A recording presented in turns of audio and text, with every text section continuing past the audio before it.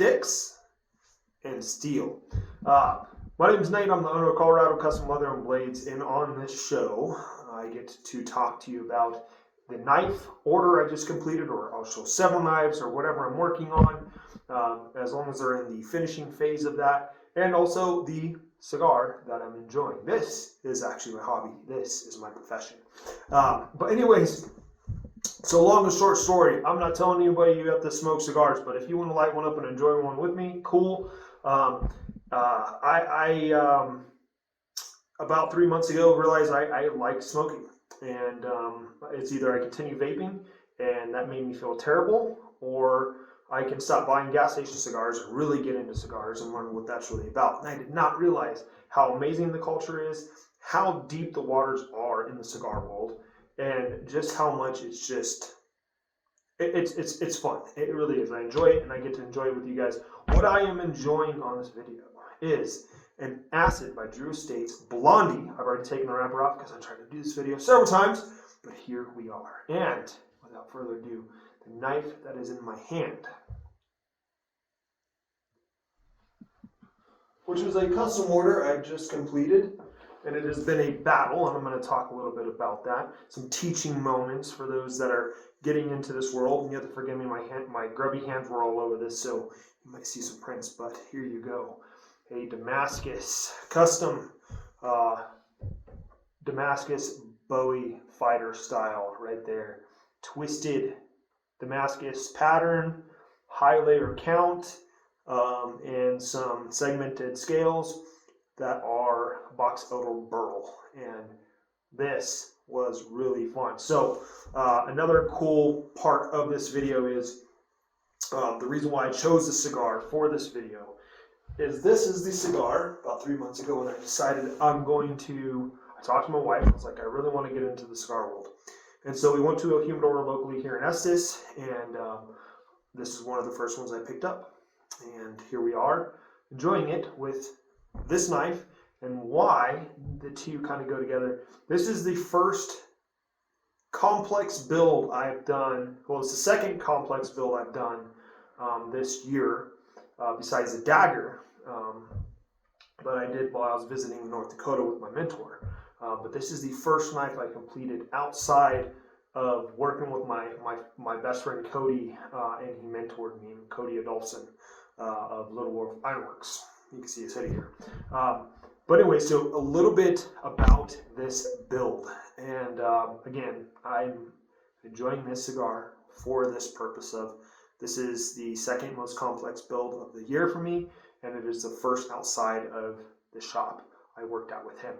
I'm going to do some close-ups here, and bear with me. Again, my hands were all over this, and it's not the best lighting, but this is the only time I have. I had to deliver this knife on Sunday directly to my customer, and this is kind of the only time I have. So I apologize about the lighting in advance, but here we go.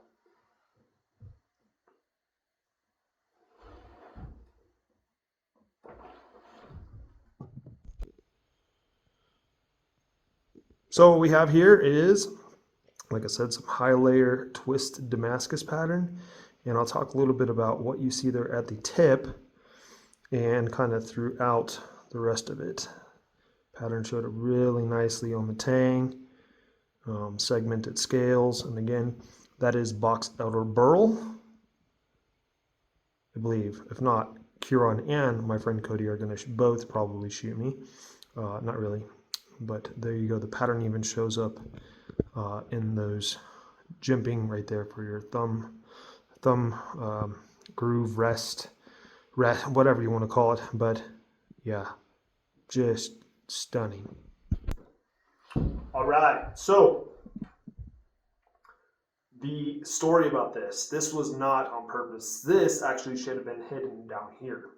But when I drew out this design based off of what my customer was looking for, I drew it out, okayed it, and then I put it on a stencil. I put it on some G10 liner.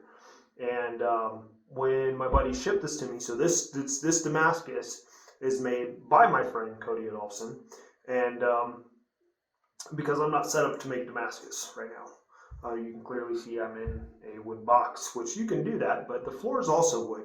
Power hammers and hitting steel really hard in here does not really work too well. I have to do it out there, and I'm not set up yet. So anyways, when I got it, I was like, oh no, it's not fitting on. And so I had to flip the design around, and typically the end of the billet, you want to be the end of the tank because all your pattern is towards the center. Well, it didn't fit that way. So I had to flip it around, and this is actually the end of the billet, and this is more of the center, but the pattern still showed up amazing. So you got to kind of, if you ever do a build like this, you got to, keep some things in consideration. It could still be done, and I believe fully that if you're really trying to make the knife the best you possibly can, it's going to come out the best way it's going to, as long as you put in the hard work. Some other things that I've learned. So this is, honestly, this is my first segmented scale set that I've done outside of working with my buddy Cody. I was, doing the consultation with my customer, and I was like, what kind of, centerpiece do you want? And he's like, well, probably like stainless or something like that. And I think I even suggested it. Here's what I'm going to say to you, okay? You can do that.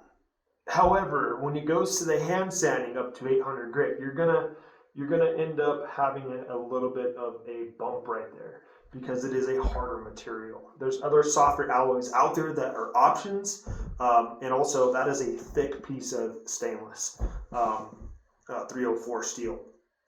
The other thing is, when you're building your centerpiece, how complex that might be, build the centerpiece and then do the actual parts of the scale. I might do a video on this later on how to build segmented scales. It's definitely going into the book that I'm writing right now, because they look so cool and it's very classy. And if you're doing this just for yourself, or you're wanting to make knives for other people, or try to go down the wild west road of doing a business, these are skills that you want to know. I've been doing this, as I said, for going on 9 years, and my friend Cody completely just opened a whole new world of finish for me, and I want to pass that information on to other people to an extent. I love teaching, and it just takes the right individual. But anyways, going back to the knife itself, build your centerpiece first. Don't do what I did, okay? And you can kind of see it, but I have a little bit of unevenness, it looks like, but it's actually because the CA glue pushed and it's black, so it made a kind of bigger line. They're actually lined up pretty well. It's just the CA glue pushed it down. And I can't do anything about that. So again, build your centerpiece first. What I didn't do, okay, that's what I'm trying to say.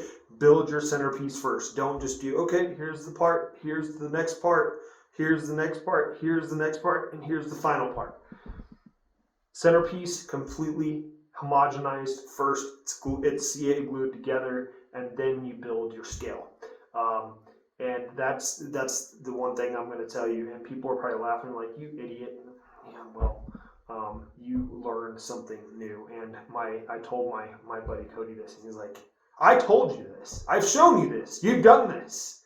Why didn't you do that? You broke rule 1. So anyways, it still looks really good. I'm very happy the way this turned out. I'm still making the sheaths for this. I want to know your guys' input. Do you want me to do the videos with the sheath work or just the knife? The show is called Sticks and Steel, but I don't mind showing my leather work. I'm really trying to push the envelope on that and becoming better at it. But anyways, guys, I have a bunch of knives I'm going to be showing you, and some exciting news. I get to show you about a design I call the Dane Hawk. And that is all I'm going to say, because it's going to be probably the next episode, and it's not going to be a finished product. This is something that I believe so much in that I'm trademarking the name in the process of, and I am so excited about this design. the function of it and how cool it's going to look. And that is going to be the next episode of Sticks and Steel.